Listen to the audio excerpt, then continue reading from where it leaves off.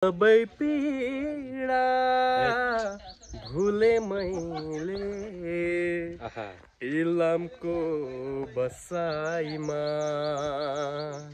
उहाँले Donald Trump चाहिँ मेरो काका हो पनि भन्न बेर लाउनुहुन्न फेरि त्यस्तो काकै हो भने कस्तो हो नि ए हो हेर्नु त हो के म भुले मायालु तिम्रो मायामा। जुन मेरो भ्लग आउँछ उहाँको कुरालाई मैले तोक्लाइदिएँ ल ल ल ओके भइसक्यो त तोकादेश पाएर प्रमाणित भइसकेको छ। ल साथी सबजनालाई स्वागत छ। हामी यतिखेर चाहिँ रोङ गाउँपालिका 6 जिर्मले इलाममा छौँ। यो जस्केलो होमस्टेमा हामी राति बसेका थियौँ। यही होमस्टे हो। बरको रुख रहेछ यहाँ ठुलो, यसलाई बर डाँडा पनि भनिँदो रहेछ। यो ठाउँको नाम नै बर डाँडा हो क्या। यो बर डाँडा एकदम रमाइलो रहेछ होइन। यतापट्टि ऊ तल चाहिँ हाम्रो मेची खोला, मेची पारी भारत, यो माथिको डाँडा, त्यसदेखि पारी चाहिँ झन्डी डाँडा, एकदम अग्लो यो पहाड। बरको छायामा यो चाहिँ हामी म भुले मायालु तिम्रो मायामा। एकदम सुमधुर स्वरका धनी हाम्रा तिलक योन्जन यस्ता उस्तादको छेउमा बसेपछि गीत पनि फुर्दो रहेछ।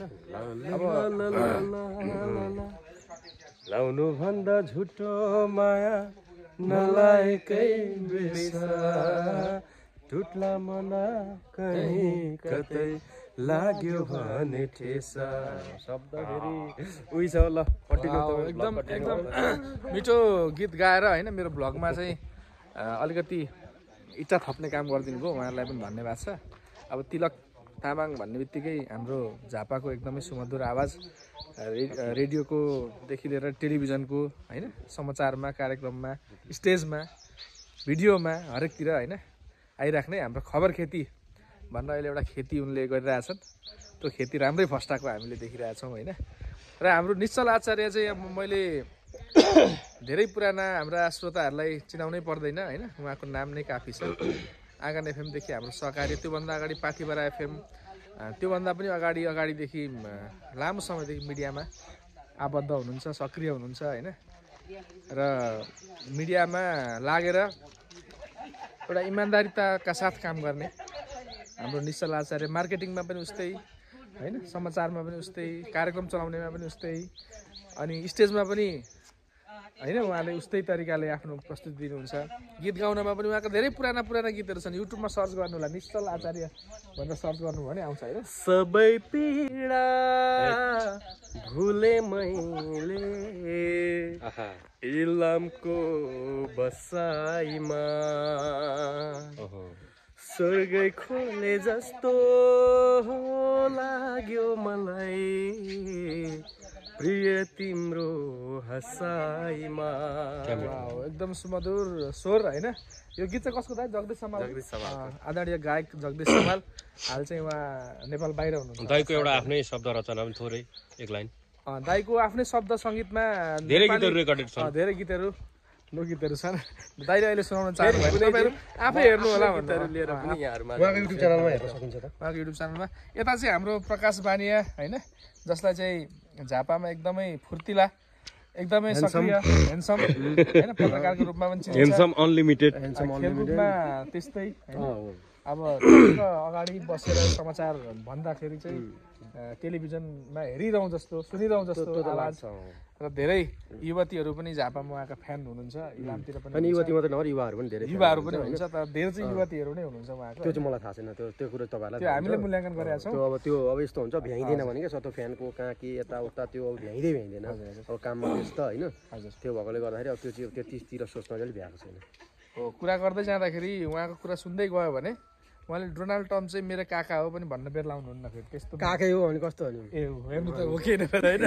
ल कि बुवा भन्दा सानो नै हो। बुवा भन्दा सानो कान्छो भएकोले गर्दा अब हाम्रो चाहिँ हाम्रो अब होइन नेपाली डोनाल्ड काका भन्नुहुन्छ के हो? होइन, म डोनाल्ड ट्रम्प भन्छु।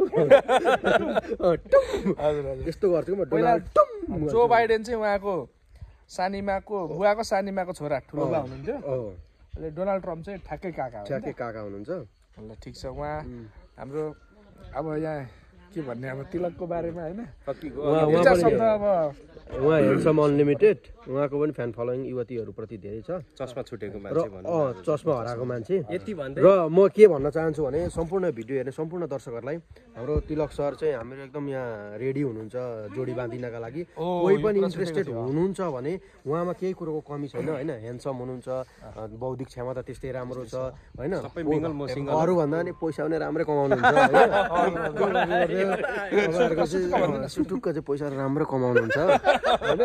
अनि कोही इच्छुक हुनुहुन्छ भने उहाँ एकदम अहिले आवेदन खुल्ला भइसकेको छ, उहाँ दावेदार यहीँ हुनुहुन्छ। तपाईँहरूले चाहिँ जतिसक्दो सिट सीमित छ, कहिलेसम्म सम्पर्क गर्ने? यो तपाईँको वैशाख पहिलो हप्तासम्म सम्पर्क गरे हुन्छ होइन। जति सिट सीमित भएकोले जतिसक्दो चाँडो गर्नु होला। फर्म भर्न कहाँ हुन्छ? फर्म भर्न यही युट्युब च्यानलमा कमेन्ट गर्नु होला। यो युट्युब च्यानल चाहिँ मुढा काठको मुढामा बसेका छौँ। यो काठ टक्क काटेर होइन चिरानीको लागि। मेरो माया होइन झुटो जुन तारालाई सोध, तिम्रो माया कति लाग्छ ढुकढुकीमा खोज, ढुकढुकीमा खोज। टिकटकमा हाल्छु यार त्यो गीतमा, त्यो गीतमा मिलाएर टिकटकमा हाल्यो नि होइन। हिजोदेखि चाहिँ मैले भ्लग बनाउन थालेको प्रकाश सरको हेरेर 2 दिनमै भाइरल होला जस्तो कुराहरू सुन्दाखेरि। त्यो होइन मेरो कुराले भाइरल हुँदैन, तपाईँहरूले जुन कन्टेन्ट त्यहाँ मिसाइदिनु भएको छ, जुन भन्नुभएको छ त्यो कुराले चाहिँ कथित कुराले चाहिँ जनताको मन छुन सक्छ। अब निश्चलदा यो गीत छ, त्यसमा अब तिलक भाइको एकदम ओजनदार आवाज छ, अब प्रकाशजीको एकदम ठट्टेउली रमाइलो खालको एउटा कुरो छ होइन त। हजुर त्यति भइसकेपछि त सकिगयो नि। जी हजुर, त्यति भए सकिगयो नि। हम भारत से आए हैं, यहाँ पर 4 लोग आए हैं नेपाल के सलकपुर में, तो हमको खाना वाना कुछ नहीं मिला, बहुत भूख लग रहा है जोर। कोई ये वीडियो देख रहे तो हम लोग को बचा लो, हम लोग का जान नेपाली उरी बाबा खाली पेट दिमाग की बत्ती नहीं जलती। पतलू कुछ तो खिलाओ। अम्मा जॉन बनेगा डॉन, मुझको रोकेगा कौन? अरे उसको चिंगम हजुर को चाहिँ के भन्नु त? वाइ चिंगमका जङ्गल चाहिँ बस्ने के अरे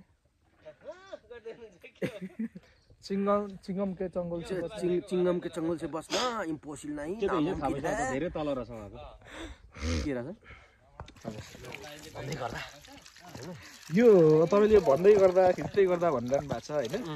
यो चाहिँ खासमा तपाईले कहाँबाट यो ठेको हो कि यो के हो? यो होइन, यो हाम्रो एकदम प्रिय साथी हुनुहुन्छ, सहकर्मी साथी आयुष निरौला।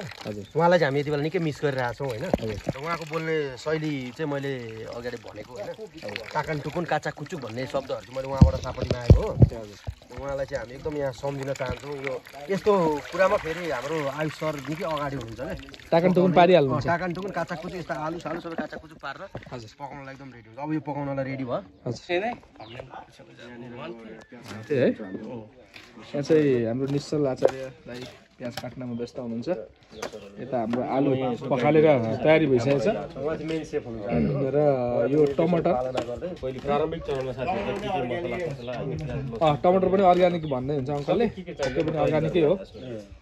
हामी यो जिर्मलेमा आएर अर्ग्यानिक चिजहरू खान्छ। होमस्टे भनेकै यही हो क्या, होममा चाहिँ आफै गर्ने हो, स्टे गर्ने हो त्यहाँ होइन, बस्ने हो, काम गर्ने हो। होमस्टेको मजा चाहिँ अन्त लिन पाइँदैन क्या।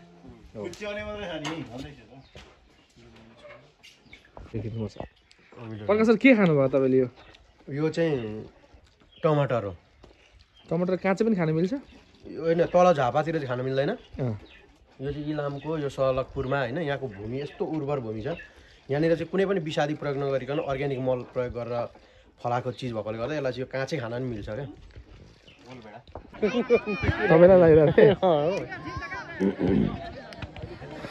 र यो खेल मैदान आज प्याराफिट भरिभराउ छ। भिआइपी प्याराफिटमा दर्शकहरू एकदम खचाखच भरिएका छन्। आज दोस्रो जिर्मले लिग फुटबलको दोस्रो दिन भर्खरै हाम्रो कुन भाइ कुवापानी र लामिटार बिचमा खेल सम्पन्न भएको छ। र त्यो खेलमा चाहिँ कुवापानी एफसीले लामिटार एफसीमाथि 2-0 को जित दर्ता गर्दै अङ्क तालिकामा अगाडि बढिसकेको छ भने अबको खेल चाहिँ जिर्मले एफसी भर्सेस यतापट्टि सलकपुर सन सिटी फुटबल क्लब बिचमा हुँदैछ। यहाँ हाम्रो क्यामेराम्यान भाइले पनि एकदम दामी फोटोहरू निकाल्दै हुनुहुन्छ। भरे हाम्रो कुन पेजमा आउँछ भाइ?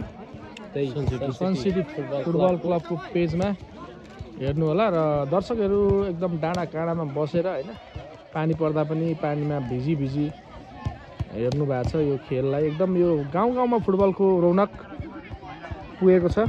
उता पनि हामी देख्न सक्छौँ उहाँ डाँडामा। र यता माथि चाहिँ हाम्रो वरिष्ठ खेल पत्रकार प्रकाश बानिया बसिरहनु भएको छ। के सोच्दै हुनुहुन्छ होला तपाईँ कमेन्ट गर्नुहोस्। उहाँको सोचाइ के छ कसो छ होइन। ल सुनिता राईबाट 5 मिनटको टाइम टोरीलाई वार्मअप सकेर अब तयारी अवस्थामा रहन उहाँले भनिसक्नु भएको छ। सुनिता राई एकजना एकदम राम्रो, मैले हिजोदेखि हेरिरहेको छु होइन। उहाँले चाहिँ एकदम अनुशासित खेल खेलाइरहनु भएको छ, निकै व्यवस्थित खेल खेलाइरहनु भएको छ। र अब यो नेपालमा चाहिँ महिला रेफ्रीहरूको सङ्ख्या कम नै छ होला होइन भाइ?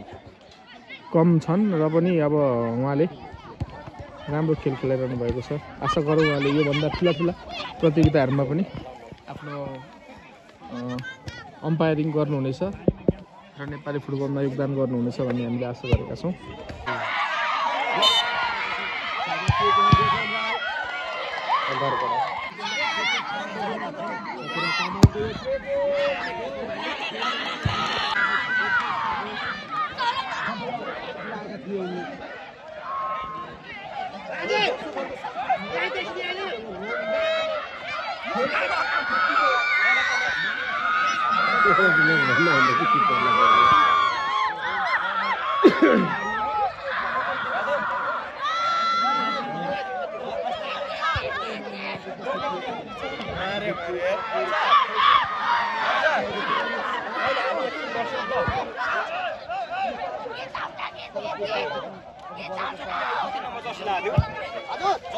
सन्जोगले जर्सी नम्बर कति थियो अस्ति अघि? कुवापानीको सन्जोग 12 तपाईँको 12 हो